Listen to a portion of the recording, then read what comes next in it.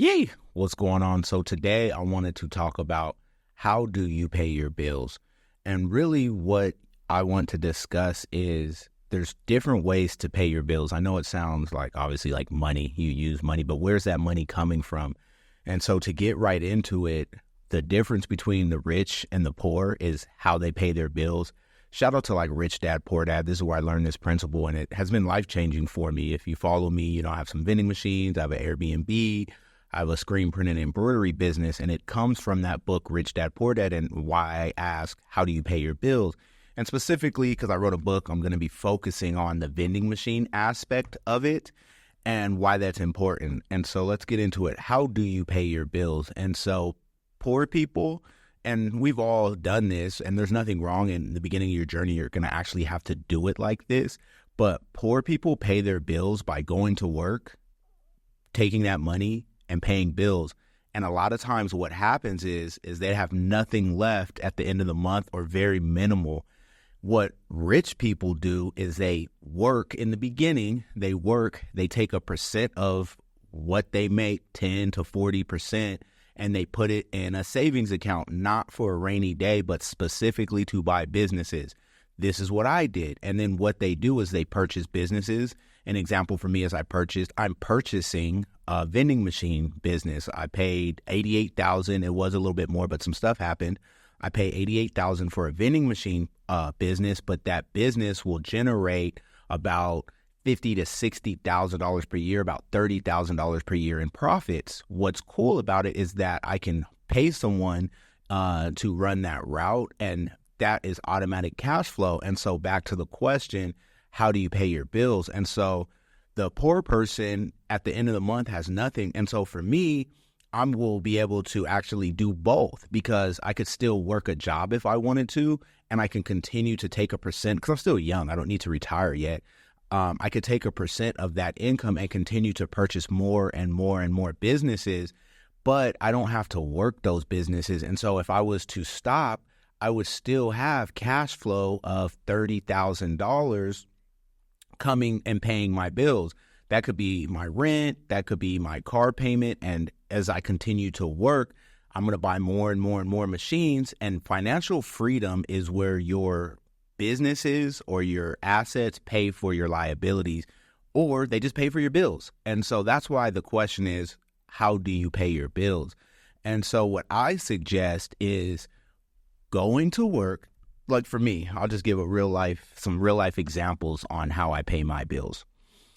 So what I do is, and what I continue to do is I go to work. I've bartended, I've done catering events. Those are pretty much the two things I've done for the last several years. But what I do is I take and I make shirts. That was really how I started. So I was always bartending and making shirts, making shirts. But what I would do is anytime I sold some shirts, say I made a profit of $100, I would take 10% and put it into a savings account specifically to buy businesses. And I would take another 10% and put it in the stock market. And then I would take another 10% and tithe it to my church. And I would live off the 70%. And I just did this for years. And what happened is my stocks, they began to grow in an accelerated rate. I lucked out. I just sold some stock because I'm trying to pay off this business. But I bought the S&P 500 for like $250. When I sold it, it was $550 per share. And so that's, I doubled my money without working so now how did I pay that bill? I paid it by selling a stock that was worth double.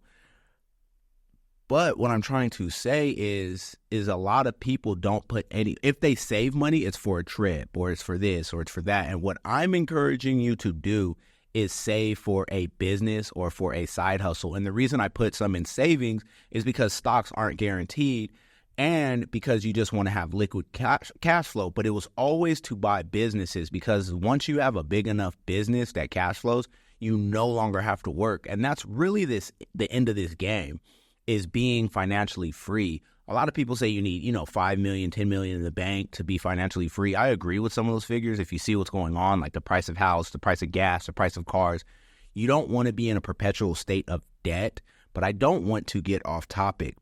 How do you pay your bills? And so for me now, after working and putting money to the side, I first started buying stocks. And so I would get a little bit of dividends, but it wasn't really enough to live off of.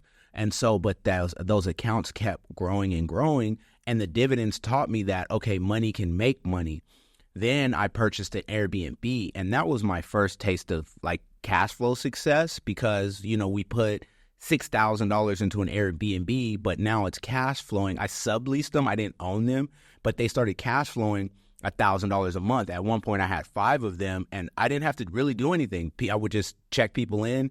My cleaning people would clean everything, and repair people would repair everything. I just had to make sure the guests were having a good experience.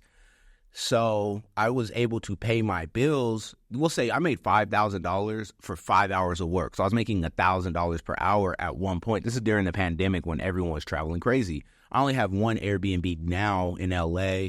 Still need to create a video on that.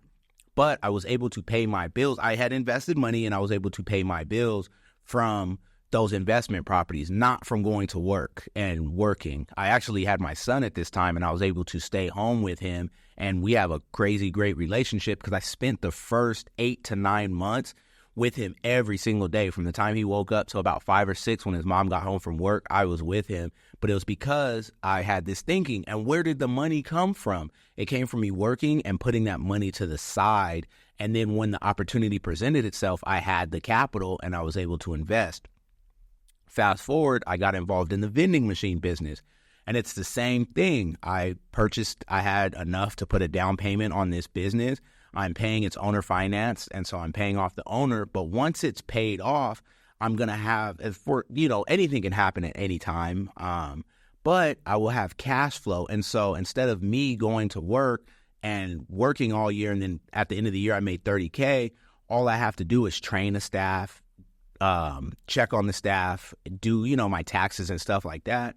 But we're talking, 1 day a week of just dedicated work to this to make $30K. Some people work, 40 hours a year to make $30K.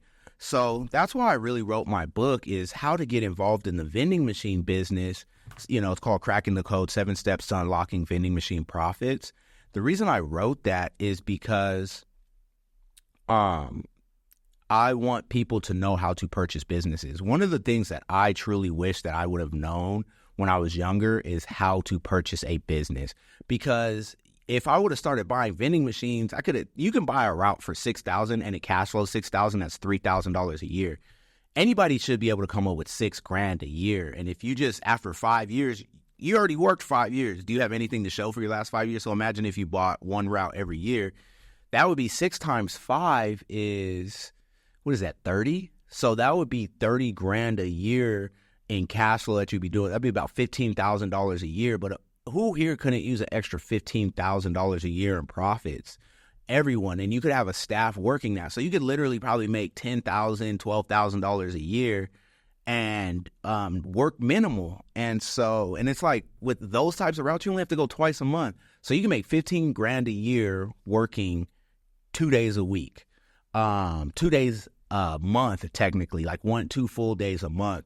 So my book really talks about all of the stuff, all of the, details of the vending machine business, how to get involved. I have some bonuses in there, which is really cool. I'm happy about. So one bonus is a script on exactly what to say when looking for vending machine routes. I have a video bonus of how to find routes. It's cool. It's super cool. I break down how to go into Facebook, how to go on Craigslist, how to go on Google Maps and really find locations, and how to filter out what you want and don't want in the best spots. And then my third bonus is I have a 15-minute strategy session with anybody who buys the book. But I just want to change how you look at how you pay your bills. No longer should you only pay your bills from working. You should actively start thinking about paying your bills by buying assets, things that put money in your pockets. I recommend vending machines. I love them. They're a great source. They're consistent. They're unregulated. There's nobody going around checking your vending machines. Nobody even knows where they're at. So you don't really ever have anyone on your back. They cash flow. You can double your money in them. They're low maintenance. And if something does go wrong, a repair person is going to come and fix it. But they're low maintenance. You just have to go out and fill them or pay somebody to fill them, and you're done. You pay your taxes once a year or quarterly, and you just find a little tax person and you're done. And that's the business. And as your money comes in, if you're smart in the beginning, keep working, and keep putting all of that money back, because if you do that for a year, 2 years, 3 years, 5 years, 10 years, at the end of those 10 years, who knows? At one point, this business was grossing $250,000, which half of that is profit. Let me see what half of $250,000 is. 250. I'm going to get it back to that point. Divided by 2. So it's about $125,000 per year this guy was making. And he was only working like 3-4 days a week, not even full days, 4 or 5 hours a day. And he was making, 6 figures. So you can make 6 figures from this business. I've seen it happen, and I'm going to get the business back to that point. Right now, it's grossing probably like 50, 60,000. But I already have people looking at locations. I have people who want to purchase machines. There's a lot of different ways to get paid in the vending machine world. You don't just have to stock. You can purchase vending machines, fix them up, and flip them. There's a lot of people who do that. The guy who fixes all my machines, he does that. But I don't want to go off topic. Just remember, ask yourself, how are you paying your bills? Are you paying your bills like a rich person, or are you paying your bills like a poor person? Just remember that. Go ahead and get my book. It's at partoftheculture.com. I'm really going to try to create more content like this. I hope you enjoy. Have a blessed day. I'm out. Yee!